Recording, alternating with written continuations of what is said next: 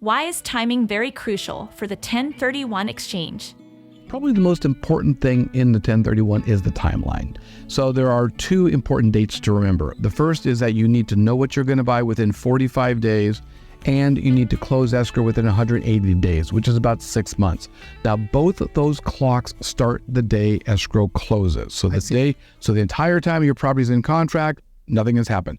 Once escrow closes, which means once the buyer buys that property from you, that starts the clock. And so you have 45 days to identify to us what you're going to buy, 180 days to close escrow. Now, when I say identify, what does that mean?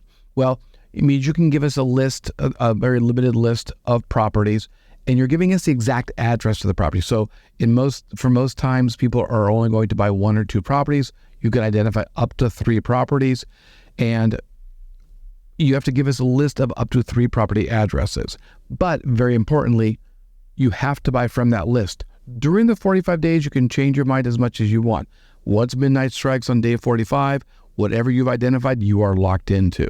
Now, a common question here is, do I have to be in contract by the 45 days? Technically, the answer is no. Technically, as long as you give us 3 addresses, but again, you have to buy from that list. So the problem is, if on day 46, all 3 of those properties get sold to somebody else, now you're out of luck.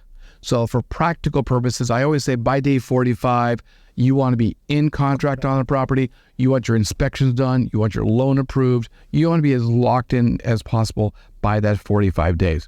I will also add, you are welcome to go into contract before to buy a property, even before you sell yours.